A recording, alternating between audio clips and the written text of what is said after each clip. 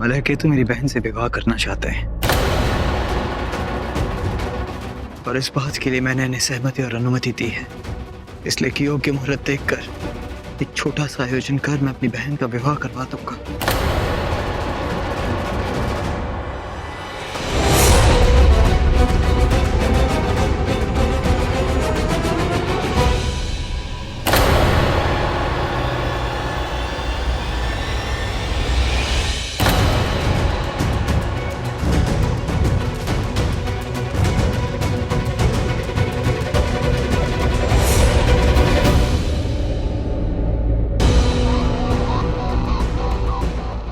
Elena रुको।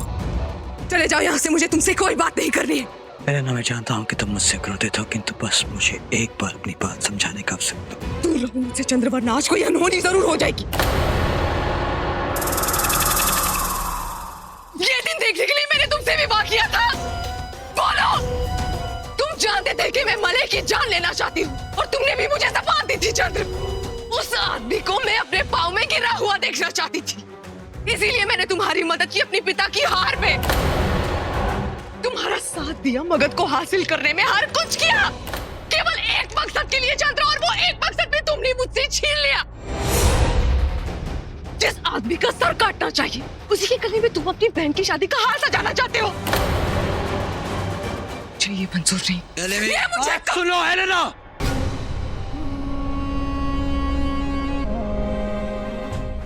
Malay अब हमारा शत्रु नहीं है। वही गुप्तचर था जिसके कारण आज हम नंद तक पहुंच पाए। एलेना मैं जानता हूं कि मैंने तुम्हें ये बात पहले नहीं बताई, किंतु सत्य यही है।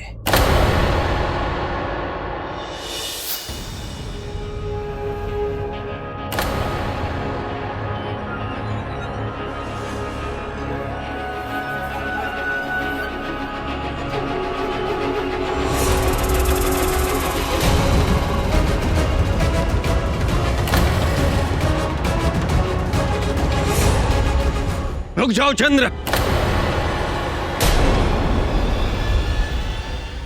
मैं चंद्र को अधिक समय तक रोक नहीं पाऊंगा। मलय, बताओ क्यों आए हो यहाँ? पहले आप ये बताइए कि आपने चंद्र को रोका क्यों? आगे बढ़ो चंद्र, तुम रुक क्यों गए? मेरी गर्दन तुम्हारे सामने है, मार डालो मुझे।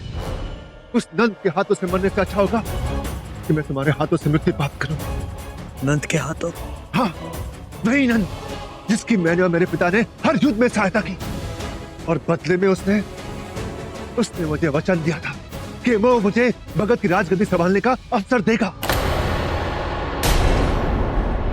उसने धन को राजा बना दिया। मैं धन से अधिक योग्य हूं, परंतु उसने योग्यता को नहीं, रक्त प्राथमिकता दी। इतना बड़ा विश्वासघात किया है उसने मेरे साथ। मेरी भूल थी कि मैंने अपने गुरु और अपने सहपाठी का विरोध करके उस दुष्ट नंद का साथ दिया। अब मैं उसका पश्चाताप करना चाहता हूं। या तो मुझे अपनी छत्रछाया में ले लीजिए आचार्य, या जो दंड देना चाहे दे दीजिए, परंतु मैं उस नंद के पास लौटकर वापस नहीं जाऊंगा, नहीं जाऊंगा मैं। तुम्हें जाना होगा, नंद के पास ही जाना होगा, क्योंकि तुम चंद्र के शत्रु हो। मैंने कहा ना गुरुदेव, मैं उसका शत्रु नहीं हूं, नहीं हूं मैं उसका शत्रु। बात पूरी सुनना सीखो मूर्ख। तुम्हें नंद के पास रह के ही उसके सारे भेद हम तक पहुंचाने होंगे, और ये तुम्हारे लिए सरल है, क्योंकि नंद की दृष्टि में तुम चंद्र के शत्रु हो, इसलिए वो तुम पर विश्वास करता रहेगा। कहो, क्या ये तुम्हें स्वीकार है? स्वीकार है आचार्य, स्वीकार है। अभी से प्रारंभ करता हूं। मेरे पास एक बहुत बड़ी सूचना है, आइए मेरे साथ।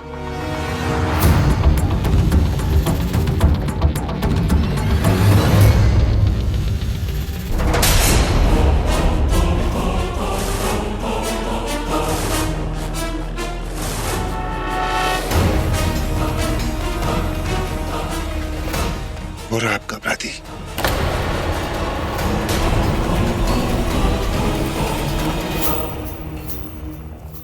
बंदी बना लीजिए उसे। अब तुम जा सकते हो। धनानंद को यह संदेह नहीं होना चाहिए कि तुम अब हमारी सहायता कर रहे हो। जी, मैं आपको नंद के बारे में सूचित करता रहूंगा।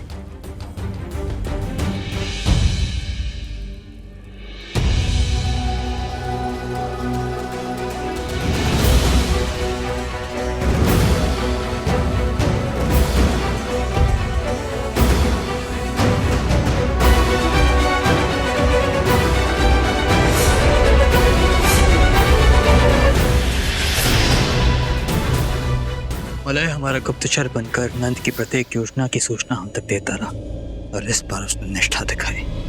इस कारण हमें ज्ञात था कि पीपली वन में हम पर आक्रमण होने वाला है।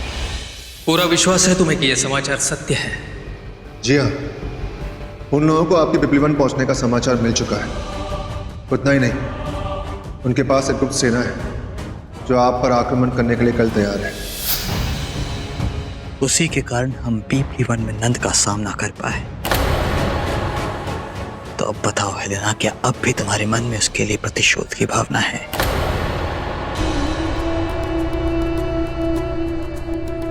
तुम समझ नहीं रहे हो चंद्र। उसने नंद का साथ दिया हुकूमत को पाने के लिए, और आज भी वो जो कुछ भी कर रहा है वो हुकूमत को पाने के लिए ही कर रहा है। उसकी फितरत में गद्दारी है और उसकी फितरत कभी नहीं बदल सकती। उसने मुझे धोखा दिया था और अब वो तुम्हें भी धोखा देगा। वो कताजत ऐसा नहीं करेगा। हेलेना, क्या तुम जानती हो कि उसने स्वयं मुझसे मेरी बहन का हाथ मांगा? क्या? हाँ, इतना सब होने के बाद भी नंद हमारे हाथों से बच निकला। आचार्य, अब हमारी अगली योजना क्या होनी चाहिए? आपकी अगली योजना होनी चाहिए कि छाया का जीवन कैसे संवारा जाए। मैं जानता हूं कि आपको मेरी बात बुरी लगी है, परंतु आपके और नंद के शत्रुता का मूल्य छाया अपने जीवन भर अपने आंसू से चुकाए। क्या ये आपको स्वीकार होगा? क्या ये उसके साथ अन्याय नहीं है? मैं जानता हूं कि छाया गर्भवती है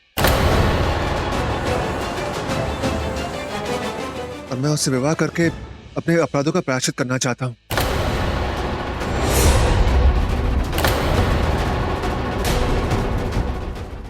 सीमा पार मत करना मलय। शांत हो जाओ चंद्र। उसका प्रस्ताव अनुचित नहीं है। बात पूरी करने दो उसे। कहो मलय। चंद्र, मैं जानता हूं कि एक भाई के नाते ये निर्णय लेना आपके लिए बहुत कठिन होगा, परंतु मैं चाहता हूं कि आप अवश्य इस पर चिंतन करें। चाहे तुम जो भी कहो चंद्र, ये मैं कभी कबूल नहीं कर सकती। मैंने तुमसे विवाह किया था ताकि तुम मेरा इंतकाम मलय से ले सको। कैसा प्रतिशोध हेलेना, कैसा प्रतिशोध? किस प्रतिशोध की बात कर रही हो तुम? क्योंकि तुम्हारा प्रतिशोध तो उसी दिन पूरा हो गया था जिस दिन मैंने युद्ध भूमि में नंद को हराया था। अर्थात तुम मगध की महारानी बनना चाहते थे और आज तुम मगध की महारानी हो हेलेना। वो स्वयं हमारी शरण में आया है और एक योद्धा कभी किसी शरणार्थी के प्राण नहीं लेता है। इसलिए बात को समझने की कोशिश करो हेलेना कि जब वो स्वयं हमारे सामने सर झुकाकर खड़ा है तो क्या ये मृत्यु से अधिक दंड नहीं? हेलेना, मैं केवल इतना चाहूंगा कि तुम और मैंने अपना अपना अतीत भूल जाओ और केवल इतना स्मरण रखो कि अब वो मेरी बहन का होने वाला पति है और अब तुम मगध की महारानी और मेरी पत्नी हो। तुम अपने पति और अपने महाराज के निर्णय का सम्मान करो।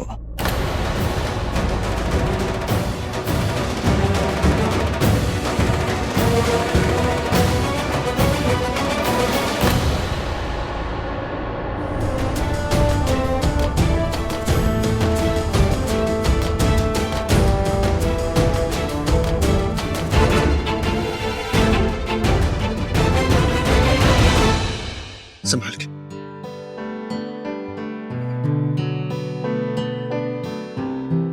तुम्हें उठने की आवश्यकता नहीं है, विश्राम की आवश्यकता है। वो मुझे प्यास लगी थी। तुम्हें उठने की आवश्यकता क्या थी? दासी को पुकार लेती। दासी, एक दासी का कार्य होता है अपने स्वामी की सेवा करना। राजकुमारी को तुम्हारी आवश्यकता थी, तुम कहाँ थी? वो मुझे किसी और काम से भेजा गया था। आज के बाद तुम और कोई कार्य नहीं करोगी, हर पल इनके साथ रहोगी, केवल इनका ध्यान रखोगी तुम, समझी? जी महाराज। मले के तो किसी स्त्री को अपनी जीवन साथी ने अपनी दासी मानता है, घुट घुट कर मर जाएगी छाया। उससे अच्छा होगा कि तुम स्वयं ही उसका वध कर दो।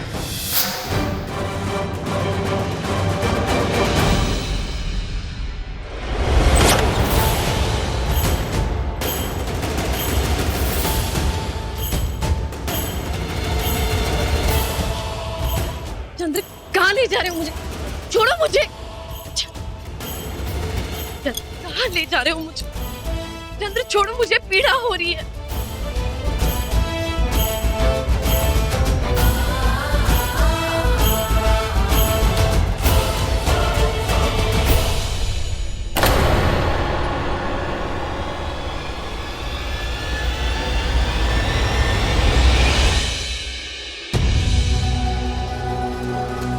क्या कह रही थी तुम कि मैं किसी भी स्त्री को सुखी नहीं रख सकता, कि वो एक स्त्री को केवल दासी समझता है, कि वो चरित्रहीन है? तो फिर स्वयं अपनी आंखों से देखो कि सत्य क्या है। ये पुस्तक किस लिए? मैंने सुना है कि गर्भवती स्त्री को अच्छी बातें करनी चाहिए, अच्छी पुस्तकें पढ़नी चाहिए। अच्छी पुस्तक पढ़कर मन प्रसन्न होता है और एक गर्भवती स्त्री के मन के भाव का प्रभाव सीधे उसके संतान पर पड़ता है। अब तुम सोच रही हो कि तुम इतनी बड़ी पुस्तक कैसे पढ़ोगी?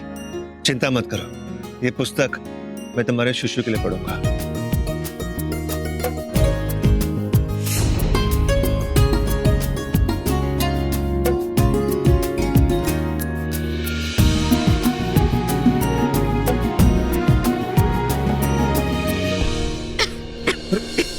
दासी, राजकुमारी के लिए औषधि लेकर आओ। नहीं, इसकी कोई आवश्यकता नहीं है, मैं ठीक हूँ। तुम ठीक कहाँ हो? जरा अपने आप को देखो, तुम कितनी दुर्बल हो गई हो। दासी सुनो, रसोई में जाके कह दो कि आज के बाद राजकुमारी के भोजन में अधिक से अधिक घी का प्रयोग किया जाए। आगे बढ़ो।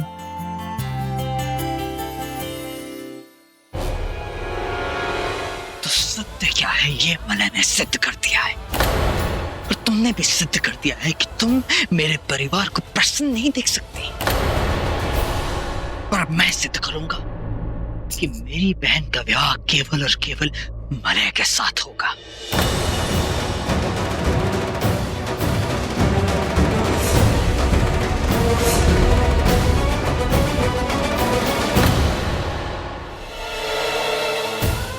आज के बाद आप पुस्तक नहीं पढ़ेंगे, आप हमारे दृष्टि के आदेश को पढ़ेंगी, समझेंगी और उसका पालन करेंगी। आप मैंने सुना है कि गर्भवती स्त्री को अच्छी बातें करनी चाहिए, अच्छी पुस्तकें पढ़नी चाहिए।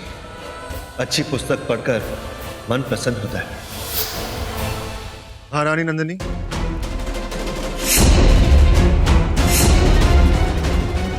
ये तो मले का स्वर है, उसने मुझे क्यों पुकारा?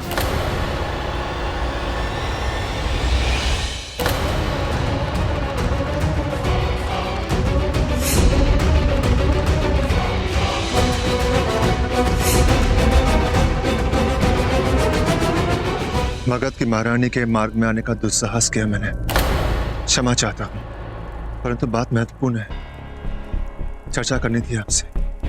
यदि आपकी आज्ञा हो तो। जी कहिए, क्या काम था? मैं चाहता हूं कि आप हमारे सभी कड़वे संस्मरण को भुलाकर एक नए जीवन के प्रारंभ की अनुमति दें मुझे। मैंने आपके साथ जो दुर्व्यवहार किया उसका मुझे पश्चाताप है। मैं जानता हूं आप मुझसे क्रोधित हैं कि मैंने आपके पिता महाराज के साथ निष्ठा नहीं निभाई, परंतु उसका एक कारण है, और कारण यह है कि आपके पिता महाराज एक अच्छे मनुष्य नहीं है। उनका नाम लेने का दुस्साहस फिर से मत करना। आपका क्रोध समझ सकता हूं मैं। एक पुत्री के लिए अपने पिता के बारे में बुरा सुनना संभव नहीं है, और आपको समझा पाना कि मैंने ये सब क्यों किया मेरे लिए बहुत कठिन है। चंद्र स्वदय मेरा सबसे बड़ा शत्रु रहा है, परंतु आज आज मैं उनकी शरण में हूं। किस लिए? उसका कोई तो कारण होगा ना। और कारण यह है कि मैं समझ चुका हूं कि चंद्र ना केवल एक अच्छा मनुष्य है, बल्कि वो एक समर्थ राजा भी है। और मगध को ऐसे ही राजा की आवश्यकता थी। इसलिए मैंने निर्णय ले लिया है कि आज के बाद मैं हमेशा उनकी सहायता करूंगा। और इसलिए मैं चाहता हूं कि आपके मन में मेरे लिए जो कुछ भी मैल है उसे निकाल फेंकिए। मैं बदल चुका हूं। हमारे बीच जो कुछ भी हुआ, मेरा तात्पर्य है कि एक समय हमारा विवाह होने वाला था। और आज हम हमारी भाभीजी लगती है, मगध के महाराज की पत्नी। महारानी, मैंने आपके साथ जो दुर्व्यवहार किया, क्षमा चाहता हूं उसके लिए। मैं नहीं जानता कि मैं क्षमा के योग्य हूं कि नहीं। इतना भी नहीं जानता कि छाया मुझसे प्रेम करेगी या नहीं। बस मैं इतना जानता हूं कि मुझे अपने किए पर ग्लानि है। इसलिए मैं चाहता हूं कि आप मुझे क्षमा कीजिए। मैंने बहुत लोगों को कष्ट पहुंचाया, बहुत जीवन उजाड़े हैं मैंने। अब मैं एक जीवन संवार पाया तो ये मेरा प्रायश्चित होगा। मैं छाया और उसके संतान को अपनाना चाहता हूं, पर अपने बीते हुए कल का बोझ लेकर मैं एक नए संबंध की शुरुआत नहीं कर सकता। इसलिए मैं आपसे क्षमा की भीख मांगने आया। हो सके तो मुझे क्षमा कर दीजिए।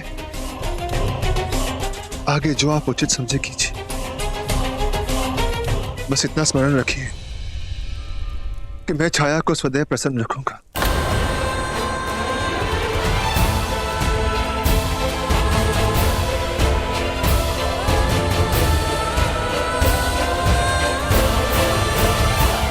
असंभव।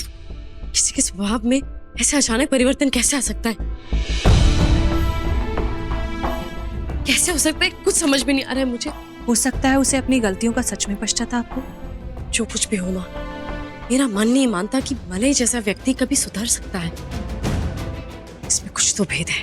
परंतु तुमने तो स्वयं उसे छाया की देखभाल करते हुए देखा था, फिर तुम्हें संदेह क्यों है? क्योंकि मैंने उसका दोहरा स्वभाव पहले भी देखा है भाभी।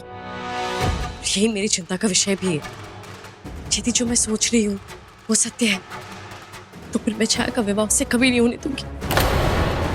छाया का जीवन में नष्ट नहीं होने दूंगी। परंतु मैं ये नहीं समझ पा रही नंदिनी कि छाया को लेकर तुम इतनी चिंतित क्यों हो? चंद्र उसका सगा भाई है।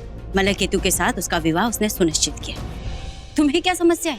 मुझे छाया की चिंता है और सदैव रहेगी, क्योंकि मेरे ही भाई के कारण आज उसका सुहाग उजड़ गया। उसकी सुरक्षा का उत्तरदायित्व मुझ पर है बड़ी माँ। मलय केतु चाहे जितने भी प्रयत्न क्यों ना कर ले, उसका उद्देश्य मैं पूरा नहीं होने दूंगी, चाहे उसके लिए मुझे कुछ भी करना पड़े।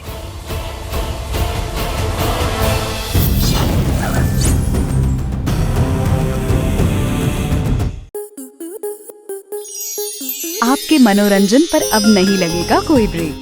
स्टार प्लस के बेहतरीन शोज देखने के लिए लाइक, शेयर और सब्सक्राइब करें स्टार प्लस यूट्यूब पेज को।